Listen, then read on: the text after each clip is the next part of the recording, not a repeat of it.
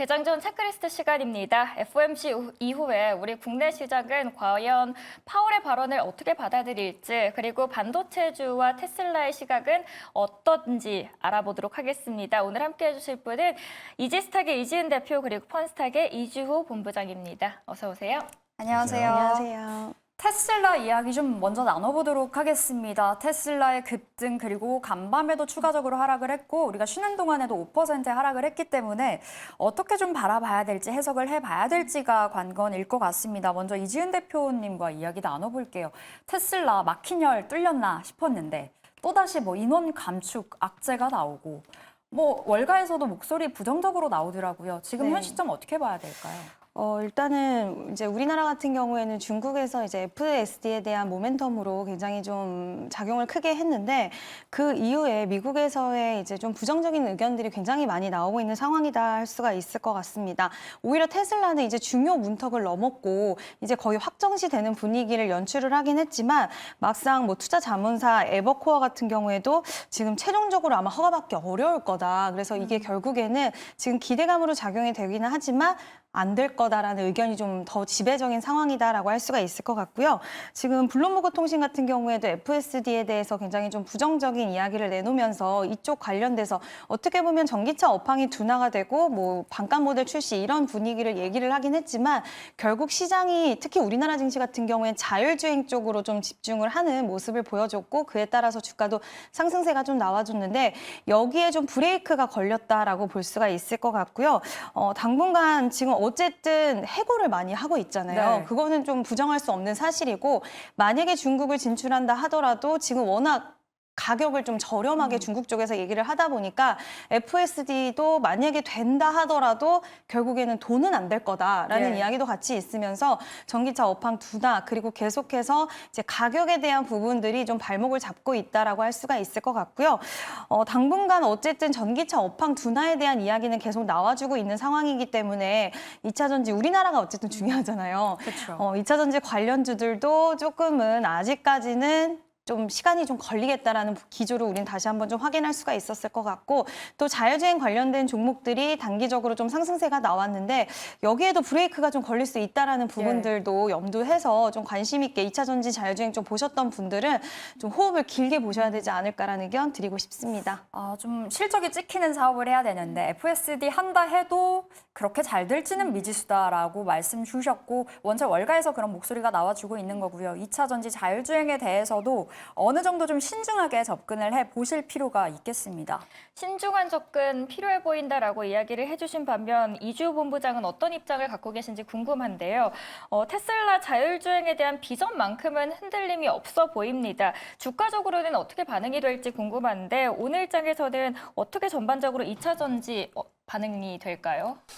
일단 2차 전지보다는 자율주행 쪽의 움직임을 좀 보셔야 될 것 같은데 네. 일단은 그 단기적으로 좀 상승이 나온 종목군들이 좀 많이 있습니다. 특히나 이제 중소형단 종목군들 위주로 상승이 나왔는데 아무래도 지금 FOMC 결과가 조금 뭔가 좀 애매하게 나왔습니다. 이게 FOMC 회의 할 때마다 지금 네. 좀 의견이 분분한데 그래서 금리 인상을 하는 거야? 아니면 금리 인하를 하는 거야? 지금 이 부분에 대해서 되게 애매하게 파월 의장이 얘기를 했기 때문에 이 부분에 있어서 지금 반응을 하기보다는 사실 어제 FOMC 결과 말고요. 그 전날에 미국 증시 급락이 나왔던 부분이 우리나라 같은 경우는 근로자의 날 쉬어갔기 때문에 이 부분이 오늘 국내 증시에 반영이 될 수 있다. 이렇게 좀 보시면 좋을 것 같고 지금 어쨌든 지금 시장 분위기 자체가 굉장히 좀 안 좋은 상황임에는 틀림이 없습니다. 왜냐하면 매크로 불확실성도 크지만 이 스태그플레이션의 우려에 대한 부분이 좀 계속적으로 남아 있거든요. 그렇기 때문에 이 부분에 있어서 성장주들이 조금 타격을 받을 가능성이 있기 때문에 특히나 자율주행 같은 섹터 같은 경우가 대표적인 성장주다 보니까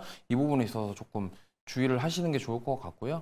물론 이제 단기적으로 봤을 때 변동성이 클 수가 있기 때문에 제가 봤을 때는 만약에 지금 자율주행 관련 섹터를 보신다고 한다면 네. 좀 중장기 관점으로 접근을 해보시는 게 어떨까 이렇게 좀 생각해보고 있습니다. 중장기 관점에서 바라보는 게 좋겠다라고 하셨고 한 가지 더 여쭤보고 싶은 게 이 슈퍼차저 쪽으로 전원 해고를 했기 때문에 오히려 테슬라는 FSD 쪽으로 집중을 하고 슈퍼차저 쪽이 사라진 만큼 국내 2차 전지 쪽에서는 오히려 수혜가 될 수도 있겠다라는 관점도 있습니다. 여기에 대해서는 어떤 시각이십니까? 일단 뭐 슈퍼차저 같은 경우나 뭐 어쨌든 지금 전기차 충전과 관련돼서는 워낙 이제 인프라 자체가 아직 부족해요. 왜냐면 뭐 명절 때 같은 경우에 뭐 경험해 보신 분들은 아시겠지만 이 고속도로 가게 되면은 너무 대기 시간이 길고 그러니까 인프라 자체가 너무 저기 하다 보니까 이 부분에 있어서 우리나라 쪽에 뭐 어떤 큰 영향을 받는다 이렇게 보기엔 좀 어렵고요. 네. 아무래도 그런 충전소 관련주들이 뭐 움직임이 나올 수는 있겠으나 그렇게 크게 움직임이 나올 것 같다 이렇게 생각은 하지 않습니다. 그리고 이제 자율주행과 관련해서는 저는 이렇게 생각합니다. 완전 자율주행으로 가기 위해서는 결국엔 AI, 인공지능과 합쳐져야지 완전 자율주행으로 갈 수가 있다고 저는 생각을 하고 있기 때문에 물론 지금 당장의 어떤 수익성에 대한 부분을 측면에서 봤을 때는 돈이 안 된다 이런 그런 가능성에 대한 부분들을 많이 얘기하지만 제가 봤을 때는 뭐 지금 당장 눈앞의 돈보다는 이 부분은 좀 멀리 보고 완전 자율주행 시대가 왔을 때 그 AI와의 결합된 그 소프트웨어에 대한 사업은 저는 뭐 되게 높게 평가할 수 있다라고 생각을 하고 있거든요. 그래서 지금 당장에 돈이 안 된다 뭐 이런 평가도 있지만 저는 멀리 봤을 때는 앞으로 뭐 미래 먹거리 산업 중에 하나다 이렇게 관점으로 좀 보시면 좋을 것 같습니다. 네, 미래 장기성을 봤을 때는 FSD 미래가 밝다라고 언급을 했습니다. 네, 그럼 이 주제로 어떤 토픽 종목을 꼽아볼 수 있을까요? 먼저 대표님과 이야기 나눠볼 건데 전기차 쪽에, 2차 전지 쪽에 좀 방점을 두시는지 자율주행 쪽은 아까 좀 어느 정도 신중해야 된다고 말씀을 주신 만큼 오늘 2차 전지일까요? 네, 2차 전지 관련주를 준비를 해왔습니다. 근데 2차 전지 관련주 중에서도 이 종목 같은 경우에는 기존에 이제 음식료 포장 사업을 했던 네. 기업인데 동원 시스템즈라는 기업이고요. 일단 배터리 사업을 이제 신성장 동력으로 좀 꼽았다라고 할 수가 있을 것 같은데 지금 양극재 이제 소재이죠. 알루미늄 박에 대한 그 기존의 포장지 사업에 대한 그 경험을 바탕으로 지금 삼성 SDI에 또 납품을 하고 있고요. 그러니까 원통형 배터리 쪽을 생각을 하시면 되고 일단 내년에 또 신규 라인 한 기가 또 추가가 되면서 이제 캐파가 또 늘어나고 그만큼 실적을 찍히는 부분들이 더 많아질 수 있다라는 부분도 우리가 좀 체크해야 될 포인트라고 생각을 하고요. 지금 원통형 배터리 캔 사업 같은 경우에는 인수를 하고 나서 방금 말씀드린 것처럼 증설을 했는데 이게 네. 지난해 완료가 됐어요. 이제 완료가 됐으니까 올해 그리고 내년 더욱더 실적은 좀 레벨업 될 수 있을 거라고 생각을 할 수가 있고요. 지금 21파이와 그리고 46파이 모두 라인을 갖췄는데 21파이는 약간 범용이라고 생각하시면 되고요. 46파이도 고객의 요청에 따라서 올해부터 또 가동이 된다라고 합니다. 그래서 향후에 이제 우리가 더욱더 좀 이 환경적으로 좀 좋아질 수 있는 부분, 모델이 많아지면 많아질수록 실적에도 또 도움이 될 수 있기 때문에 이러한 부분들도 기대를 할 수가 있을 것 같고요. 그리고 여기 이 회사가 신성장 동력을 이번에 이제 배터리 쪽으로 초점을 맞췄다라고 했는데 계속해서 좀 발전을 해 나가는 기업이다라고 볼 수가 있는 게 새롭게 또 신성장 동력으로 배터리 관련 사업인 이제 파우치 셀 소재 사업에도 뛰어들었는데요. 근데 일본 쪽에서 지금 이제 국내에서도 샘플 테스트를 진행을 하고 있고 지금 일본 업체들이 시장을 굉장히 과점을 하고 있어요. 여기서 네. 만약에 결과치가 좋다라고 한다면 어쨌든 진입 장벽이 높고 한 사업에 뛰어들어서 성공을 하게 된다면 프리미엄이 붙는 거기 때문에 이와 관련된 모멘텀도 우리가 좀 체크를 해봐야 될 것 같습니다.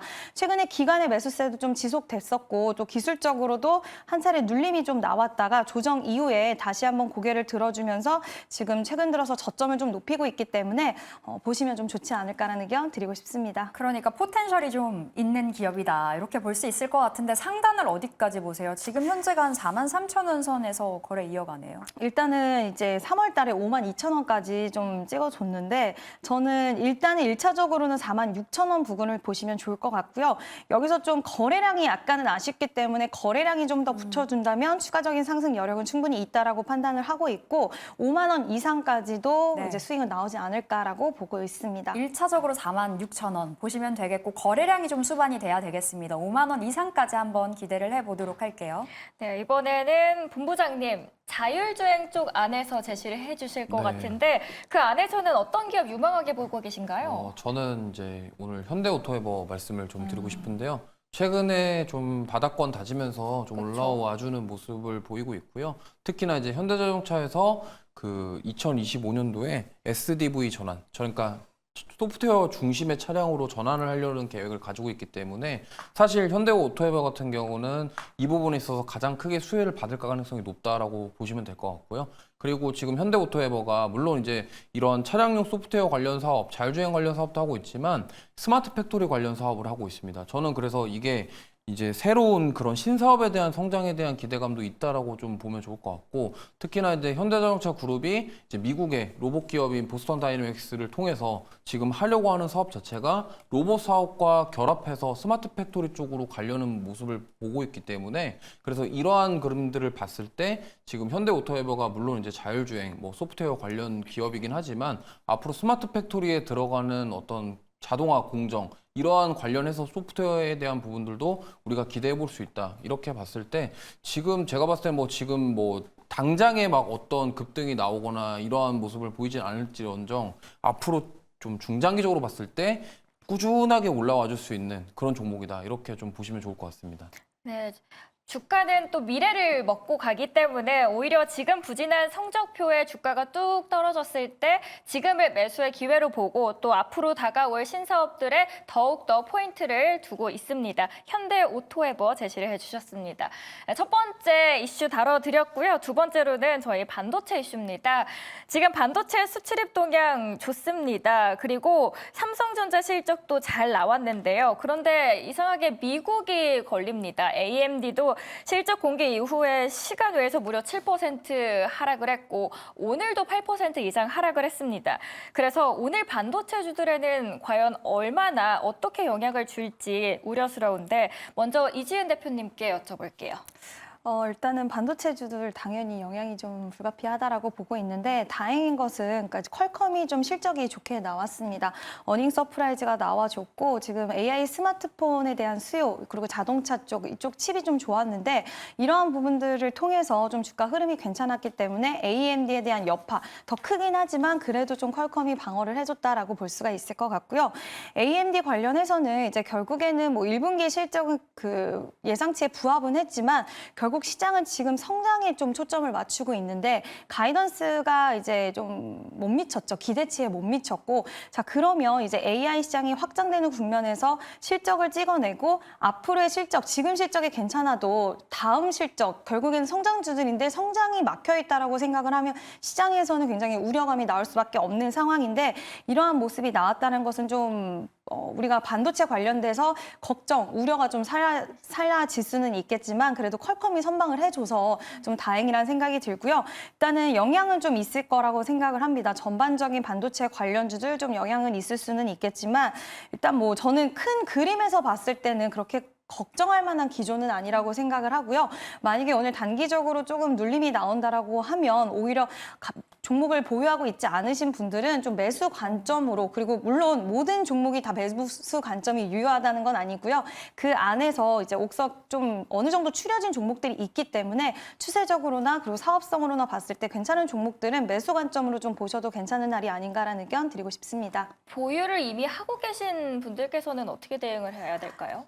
일단 만약에 이제 보유를 하고 계신 분들 중에서 비중이 너무 크신 분도 있어요. 비중이 큰데 나는 이미 수익 중이다 하시는 분들은 약간은 차익 실현을 좀 해두시고 항상 보시는 게 뭐 오늘 이제 AMD 실적이 안 좋아서가 아니라 지금 전반적으로 오늘 FOMC도 뭐 나쁘지 않았다는 평가가 많기는 하지만 그렇다고 해서 지금 우리가 이제 환호할 만한 분위기는 아니기 때문에 비중이 많으신 분들은 비중은 어느 정도 챙겨두시고 보유 관점 유지를 해주시고요. 비중이 나는 조금인데 이미 좀 발을 걸쳐놨다 하시는 분들은 조금 더 비중을 확대하실 수도 있고 또 뭐 적절한 비중이다 하시는 분들은 그냥 홀딩하시면 어떨까라는 의견 드리고 싶습니다. 네, 반도체 걱정하시는 분들 많으신데요. 그 안에서 어떻게 대응을 하면 좋을지 대표님의 의견까지 저희 들어봤습니다. 네, 본부장님은 반도체 어떻게 보고 계실지 짧게 들어볼 거고요. FOMC 관련해서 앞서서 말씀 주셨지만 오늘 그 이슈에 따라서 우리 시장은 어떻게 움직일 거라고 보세요?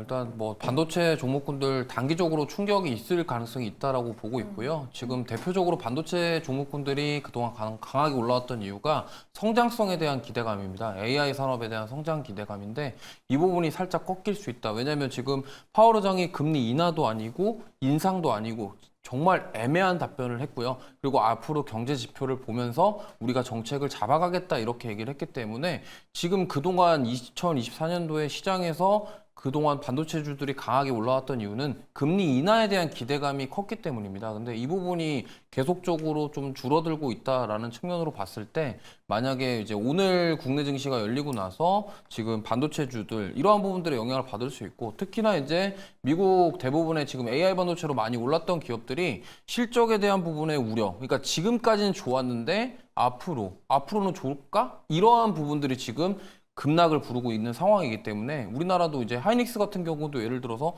실적은 잘 나왔는데 주가가 빠졌듯이 이러한 부분들이 영향을 받을 수 있겠다 이렇게 관점으로 좀 보시면서 좀 보수적으로 저는 대응하시는 게 좋을 것 같습니다. 그럼 반도체 지금 현 시점에서 오히려 매수 찬스라고 보신다면 어떤 종목에 눈길 주세요? 네, 저는 주성 엔지니어링을 좀 말씀드리고 싶고요. 유리기판 최근에도 말씀 주셨던 종목인데. 뭐 유리기판도 좋은데 지금 최근에 이제 중국 8.6세대 OLED 관련된 좀 이슈가 있어요. 그러니까 네. 중국에서 이쪽 OLED 쪽으로 11조 원을 투자를 한다고 하는데 선익 시스템도 이야기가 있었어요. 선익 시스템도 지금 이미 많이 올라갔죠. 근데 주성 엔지니어링은 좀 움직임이 없습니다. 일단 그동안 계속 움직임이 없었는데 이쪽에 장비를 납품하게 될 경우에 확정이 될 경우에는 좀 수혜를 받을 가능성이 있기 때문에 지금 제가 봤을 땐 주가도 많이 빠지는 게 아니라 계속 횡보하고 있는 상황이라서 오히려 다른 그 반도체주를 움직일 때 못 움직였기 때문에 오히려 지금 좀 관심을 가지시면서 조금씩 분할 매수 관점으로 접근하시면은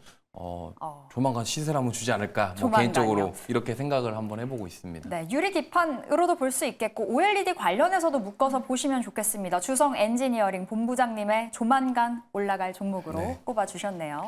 자, 그러면 오늘 올라갈 종목 대표님께 여쭤볼게요. 반도체주들 지금 그러니까 갖고 계시지 않은 분들께서는 어느 기업을 보면 좋을까요? 네, 저는 유니셈이라는 기업을 좀 보시면 좋을 것 같은데요. 이제 반도체 디스플레이 공정에 이제 사용되는 서브 장비입니다. 스크러버랑 칠레를 이제 제조하는 그런 업체인데 일단 주요 고객사 향해서 이 스크러버 같은 경우에는 점유율이 한 35% 정도에 달하고요. 칠레 같은 경우에도 지금 이제 시장 점유율 같은 경우에 30%에 달하고 있기 때문에 시장에서 좀 인정을 받고 있다라고 장비 쪽에서 좀 생각을 하시면 될 것 같고 일단 주요 고객사 이제 삼성전자의 기존 전공정 중심에서 TSV 후공정으로 가는 데 있어서 지금 스크러버의 적용 확대가 수혜를 좀 받을 수가 있다라고 볼 수가 있을 것 같고 또 증설에 대한 부분들에 대해서도 같이 좀 수혜를 받을 수 있는 구조를 가지고 있기 때문에 유니셈이라는 기업 좀 눈여겨보시면 좋을 것 같고요. 최근에 거래량이 좀 들어오면서 그동안에 이제 답답했던 박스권을 좀 돌파해주는 흐름이 나왔는데 박스권 돌파를 해주고 한번 상승이 나왔고 약간의 횡보하는 모습을 보여줬기 때문에 다시 한번 좀 추가적인 상승이 나와줄 수 있다라고 생각을 하고 있고 이 종목 같은 경우에는 다른 종목들보다 HBM 관련주로 예전부터 이야기는 나왔는데 시장에서 부각은 그렇게 크게 받지는 못했던 종목이라고 할 수가 있습니다. 좀 뒤늦게 부각을 받은 만큼 좀 뒤늦은 좀 힘을 보여줄 수 있을 거라고 생각을 하고 있고요. 유니셈이라는 기업 좀 관심 있게 보시면 좋을 것 같습니다. 네, 반도체 안에서 포트폴리오에 아직 담지 않았다 하시는 분들께서는 유니셈 제시를 해주셨습니다. 오늘 함께 해주신 분은 이지스탁의 이지은 대표 그리고 펀스탁의 이주호 본부장이었습니다. 오늘 말씀 고맙습니다.